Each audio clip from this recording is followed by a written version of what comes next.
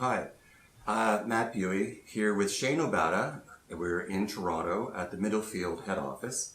And Shane is the lead manager for the Sustainable Agriculture and Wellness closed-end fund, which will eventually become an ETF listed on the Toronto Stock Exchange. So Shane, it's my understanding your specialty is dealing with socially positive, impactful investing using environmental, social, and governance as a criteria for you picking the right companies to go in the portfolio. Can you explain to us sort of what's involved with that? Yeah, so sustainability has become more and more important in the investment landscape. It sounds like you've been on top of this for quite some time, which is good. Maybe a lot earlier than a lot of people. So basically, in our sustainable funds, it's ESG is integral to our decision making. So we're always looking for good companies with good investment prospects, but in this case, we're heavily weighting ESG considerations. Okay. So our ESG process is pretty well built out at this point. It's multifaceted. We do negative screening to eliminate things. We do positive screening to identify leaders in different areas. Okay. And then we integrate ESG into our comprehensive analysis to make sure that we're getting a full picture of the risk profile, the company profile, that kind of thing. Okay. Now, there's a lot of mention in the media about greenwashing. Mm-hmm. Can you explain to people what greenwashing is and why it's significant right now? Greenwashing to me basically means to say that you hold yourself out as sustainable while you're not. Right. So as I mentioned, for us, for this fund in particular, it is integral. It is a key part of the decision making. Good. Okay. In some cases, from what I've been reading in the press, people have been getting in trouble because they're saying this is a sustainable product. Maybe it's an input. Maybe they look at it, Right. but it's not a central focus. Yeah. It's kind of just putting a label on it. Yeah. I've called, I've certainly come across those investments that have that. I won't say which ones they were, but kind of like they are pigs with lipstick on going into a beauty pageant, right? Yeah. That one. So let's just step back a bit. So you're focusing on sustainable agriculture and wellness. Can you define and tell us a little bit more about, or give us an example of companies that are using good sustainable agricultural methods or wellness? Can you elaborate more on your focus? One of the most interesting ones is one that you might not think of in a sustainable light to begin with. It's John Deere. So John Deere is a machinery company. So when we think about machinery, we think about, okay, maybe there's pollution involved in this. Like, can this really be sustainable? But John Deere is actually a leader in precision agriculture. And as someone who's a big tech nerd, it's really, really interesting to me. But hold on, precision agriculture. Can you give us a definition of what that is? Yeah. Basically, precision agriculture is the marrying of software and machinery together. So, and that's a key advantage for John Deere. So if you have John Deere machinery and you're rigged up with John Deere software, you can measure extremely precisely how much chemicals you're spraying, how much gas you're using. Are you planting seeds exactly where they should go? Is your tractor following the ideal route? Wow. Okay. So this is actually hitting sustainability from so many different angles because of the efficiency involved in it. If you go up a straight line and you come back exactly on the edge of that, as opposed to just best efforts basis, you're hopefully going to reduce your fuel costs. Right. If you are spraying less, you're going to reduce your chemicals costs. And there's also the point that a lot of people don't like chemicals in general anymore. Absolutely, yeah.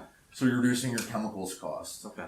And then on your seeds, if you're planting with a high degree of precision, then you're reducing your input costs on your seeds. So you're really hitting efficiency from so many different places. Okay. So, and trying to reduce the carbon output that is being generated. Absolutely. So it's a really interesting technology, and we think it's just becoming big now. Like John Deere, it's probably $2-3 billion business with the scope to become massive, and especially not only because with competition, as someone gets tech, someone else wants tech. Right. So as farmers become more comfortable with this, and we've seen in our research that younger farmers, as you might expect, are more interested in this kind of stuff. Mm-hmm. And as that takes on, if this guy has it, you're going to have it. If she has it, you got to have it. So Absolutely.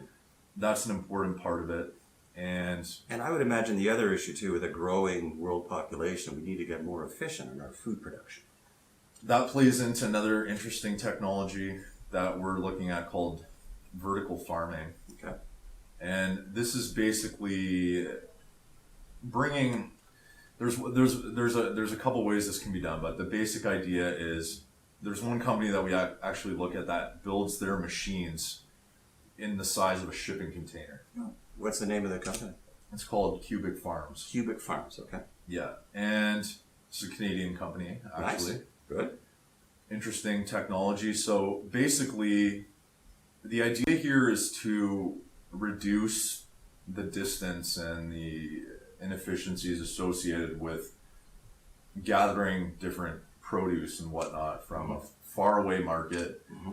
By the time it gets here, you're vulnerable to waste, and maybe you lose some along the way during the transportation. Mm-hmm. The transportation involved is going to involve gas a lot of the time. That's going to pollute, all that kind of stuff. So with vertical farming, it's basically a standalone system, and again, highly leveraging technology to make sure that when you're growing these crops inside, you're using the optimal amount of light, you're using the optimal amount of electricity, and all this kind of thing within this closed system. Mm-hmm. And I mean, it's not a perfect example, but let's say you had one in your backyard for your lettuce. Mm-hmm. That reduces the spoilage from you just having to carry it to your house, Absolutely. as opposed to getting it delivered from somewhere far away. Yeah, and food as I mentioned. spoilage is really, really significant. Yeah, food waste is a huge problem. Yeah, so absolutely. anything that can really reduce that at any stage of the production chain. Mm-hmm. So we're involved in all parts of it. So I just talked about the crop side and the farming and the machinery. Mm-hmm. And then you're going up to the packaged food companies and the companies that are producing sustainable or more sustainable packaging. Mm-hmm. Yeah. One of our exposures is a company that specializes in aluminum cans. Nice.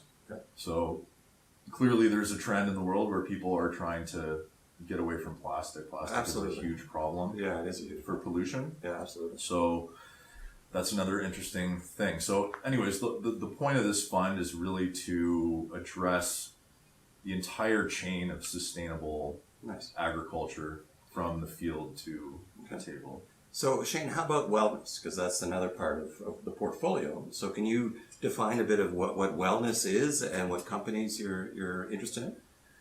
Wellness can span across healthcare, and then it can also span across different like physical activity related companies. So we do own some apparel companies. Mm-hmm.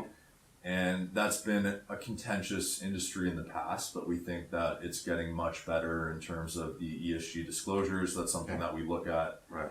Like in our ESG using analysis. developing world workers, for example. Is that what you're? Yeah, and referring to? tracking the entire operational process from the sourcing of materials to making sure there's no poor labor practices that might have been employed before, and that ties into the developed world. Mm-hmm. So that stuff is all important, and we think that disclosures have gotten much better in this area. There's because of the spotlight on the industry, practices have gotten better. Good. So we're finding, and companies are now exploring with all these different interesting Adidas trying to make sneakers out of, or parts of their sneakers from like mushrooms, derived from mushrooms. Really? So it's all really neat stuff, And bounce to them. that's it's a good industry, we think, and on the other end of this kind of ties into the sustainable living type of thing, right? Eating well, and then also making sure you exercise and that kind of stuff. So we think apparel companies are key in incentivizing that kind of thing. Okay. And what other companies, like in the portfolio, comes to mind as to be another good example of wellness? Well, one of them is actually a luxury company that has a significant exposure to the athleisure space. Okay. That's become a big trend. Mm-hmm. That company is Caring. It's a French It's called conglomerate. caring. Wow, that's okay. So Fits into wellness. Caring is a French conglomerate that owns a bunch of different luxury brands, and they're very well known in the industry for their sustainability practices. Okay. So you alluded to the fact that you're probably, as a business operator, more confident that your labor practices are fine in a developed market. Totally a fair statement. So Caring's manufacturing all happens mostly in places such as Italy, but there's little to no exposure in emerging markets from a manufacturing standpoint. Okay. They're also known for the sustainable sourcing of materials. They have a heavily built out ESG sustainability section on their website, sustainability report. So lots of disclosures. That's something we're always looking for as companies that are forthcoming. So again, and this all comes back to part of the analysis is not just looking standalone, but maybe apparel isn't the top of your mind from a ESG standpoint. Yeah. But if we look across the industry, we can find interesting companies that are kind of leading the charge. And we all have to wear clothes, so it's a necessary industry. Yeah. But just to wrap up, Shane, you're really at the forefront of the positive, sustainable investing sector, if you will. What's your take on climate change in terms of, like, are we too late as human race? I mean, we really got to clean up our act. Can you comment a bit on what you think of how it's going to play out in the next number of years? I think if you look at Europe, the results so far have been good. They've been in line with actual projections, which is very rare to see in anything financial related. So, in terms of reducing carbon output? Yes. Okay. So it's happening. Good.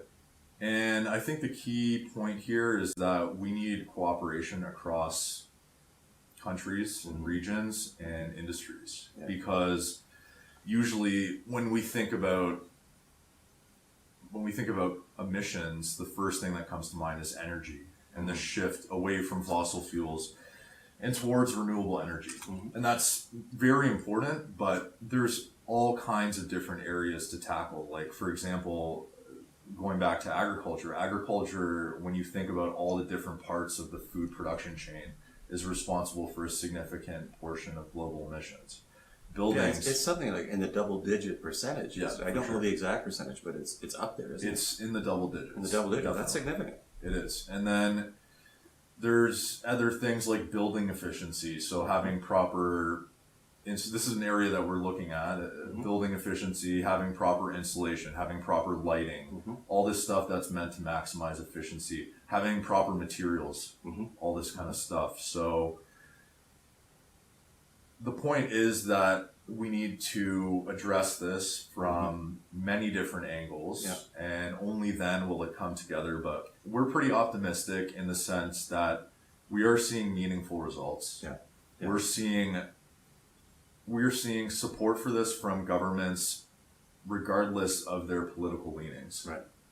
Yeah, no, we're all in this together. And we're seeing strong support from what some consider the best companies in the world. When we're thinking about Apple and Amazon and Microsoft, and these big tech companies have already made significant pledges. Right. And that's pledges, by the way, that they will use only sustainable energy to because they use a lot of energy, they use a lot of electricity, so it may be sustainable, which is really significant. It is. So you've got support from governments, you've got support from corporations, and finally you have support from people. I think people are on board now, and that's kind of flowing into the investment community. So it's good. I'm optimistic. There's a lot of work to do, but we're moving in the right direction. Good. And we can continue to measure our progress and make adjustments as we go forward. Nice. Well, on that positive note, Shane, I want to thank you very much for your comments and your perspective, and thanks a lot. No problem.